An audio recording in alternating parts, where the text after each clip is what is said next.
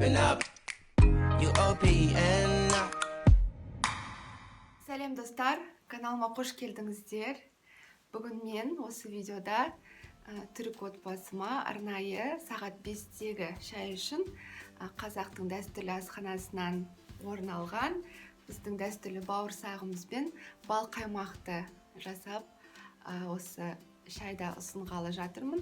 Және де бүгін қазақтың шайы, кәдімгідей ақ шай, білесіздер, Түркияда сүтпен шай ішпейді. Негізінен олардың шайы жаңағы классикалық қара шай, өздерінің Түркияда өсіп шығатын. Енді бауырсақты шыны керек мен әрқашан пісіріп тұрамын үйде, бірақ бүгін бал қаймақты бірінші рет бауырсақпен жеп көретін болады, және де сүтпен шайды алғаш рет ішіп көретін болады.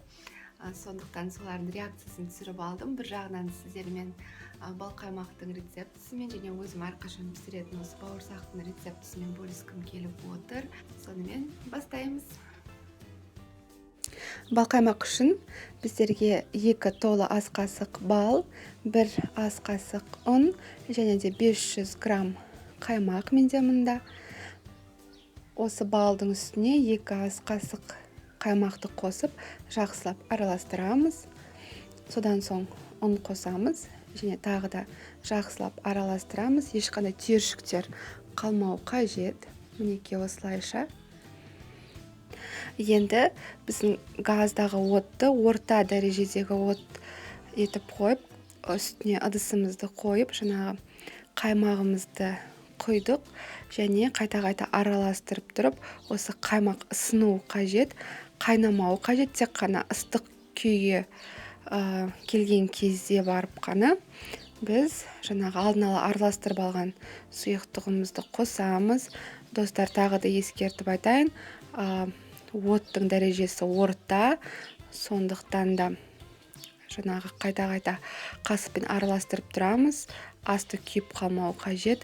Содан кейін міне осылай көпіршіктеніп қайнай бастаған кезде отын ең аз дәрежеге қойып, оттың дәрежесін тағы 1-2 минут пісірдік. Осындай кереметтей бал қаймағымыз пісіп шықты. Өте оңай дайындалады, достар. Енді осылайша ыдысымызға құйып, кішкене суығанын күтеміз. Бастапқыда ыстық күйінде әлі де сұйық болып көрінуі мүмкін, бірақ кішкене уақыттан sonra жаңағы қоюланып өзінің кереметтей консистенцияға келеді. Егер бал болмаса, қант қоссаңыздар болады. Енді бауырсақтың қамырына көшейік.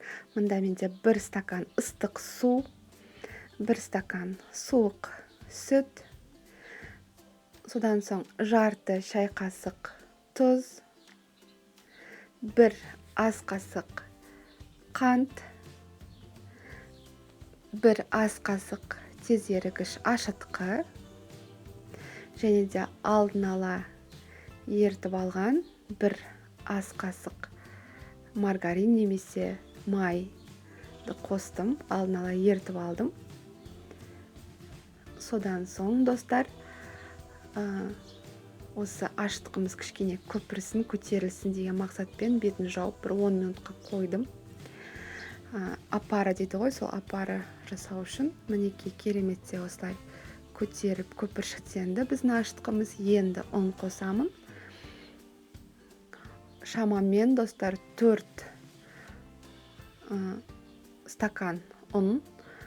Әрине осылайша жаңағы електен өткізсеңіздер, бауырсақ одан да кереметтей көтеріліп, жаңағы қамыр өте жұмсақ болып шығады. Достар, қамыр өте жұмсақ, кішкене қолға жабысуы мүмкін. Кішкене жабысқаны ол ештеңе етпейді. Керісінше қамыр жұмсақ, бауырсақ өте жұмсақ пісіп шығады. Енді, достар, бетін жауып 1 сағатқа қойдым. Осы қамыр көтерілсін деп, мінекей 1 сағат уақыт өтті. Қамырымыз көтерілді. Арада 1 рет тағы да 1 басып қойсаңыздар болады. Қолымды кішкене ғана сұйық маймен жаңағы сылап алдым да, осылай қамыр жабыспасын деп, осылайша қамырды шығарып алдым. Содан соң үстел үстіне кішкене ғана сұйық май төктім. Содан соң осы сұйық майдың үстіне жаятын боламын. Негізі ұнмен де жайсаңыз болады қамырын, бірақ бүгін мен осылай сұйық маймен жайғым келді. Осылайша шамамен қалыңдығы 1 сантиметр болатындай осылайша қамыр жайдым. Содан соң бүгін дөңгелек бауырсақтар болсын деп шештім. Және қалған қамырын достар тағы да бір рет жайып қолданамын. Кішкене көтерілсін деп жанына қойып қойдым. Соңында онда жайып пісіріп алатын боламын бауырсақтарды. Мінекей ысынған сұйық майға бауырсақтарымды салып жатырмын. Бауырсақтар кереметтей көтерілді, жып-жұмсақ, эстетикалық тұрғыда өте әдемі, дөңгелекше келген нағыз қазақтың классикалық бауырсағы десем болады.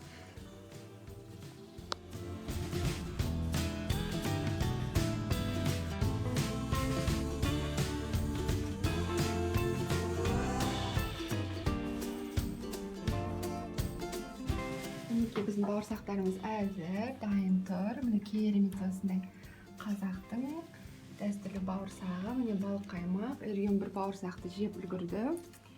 Мінекей біздің шай мында. Мінекей біздің сүтпен шай. Қазір шай ішеміз. Қазір міне аннеміз де келеді. Анне отырын.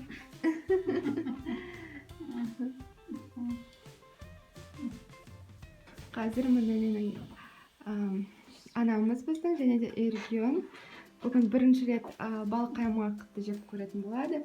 Және де бауырсақты жалпы дайындап жүрмін. Және де сүтпен шайды алғаш рет ішіп көретін болады. Соның реакцияларын сіздерге түсіріп көрсетейін. Қазір мұсыңыз?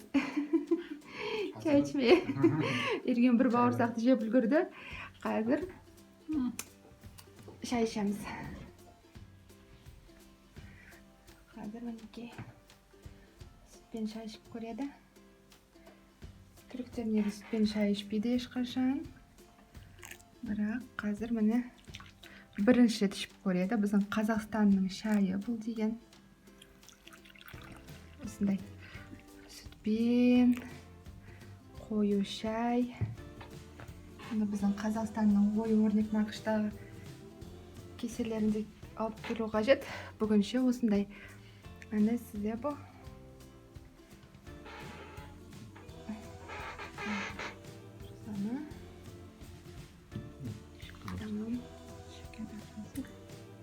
Şeker atınız, evet. Ne kadar atabilirsiniz? O kaşıkla atabilirsiniz. Dediğim gibi zaten şey ya. Süte de atıyor zaten şekerde. Türkçe айтып өткенде сүтпен шай ішпейді. Қазір annemiz бірінші рет ішіп көреді. Anne siz hiç içmediniz değil mi? Sütlü çay. Ben buna şeker atayım ya. Şeker at. Sütü şekersiz içemiyorum çünkü. Şeker at. Hadi anne. Sütü şekersiz içemiyorum. Tadı nasılmış? Niye benziyor sütlü çay tadı?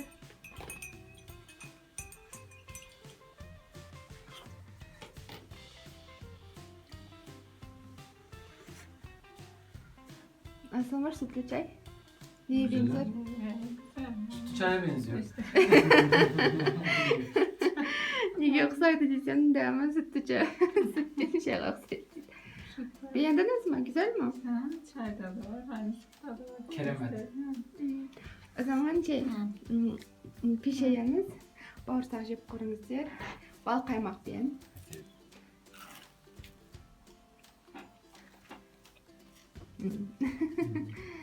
Біздің үйдегілер бауырсақты өте жақсы көреді, әрқашан дайындаймын, бірақ бал қаймақлы. Қаймақты тадын bakın. Böyle içine koyun bağırsakta. Şunu mu?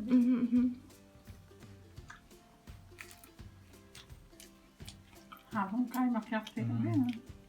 Hı? Çok güzel. Çok güzel mi?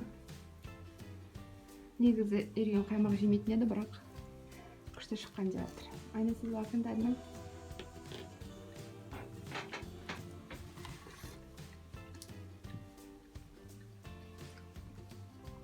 Nasıl, güzel mi?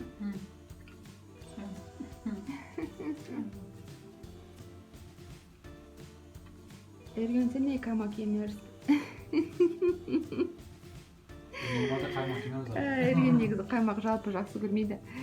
Бірақ қазір жеп көрді. Nasılmış tadı kaymakı? Güzel.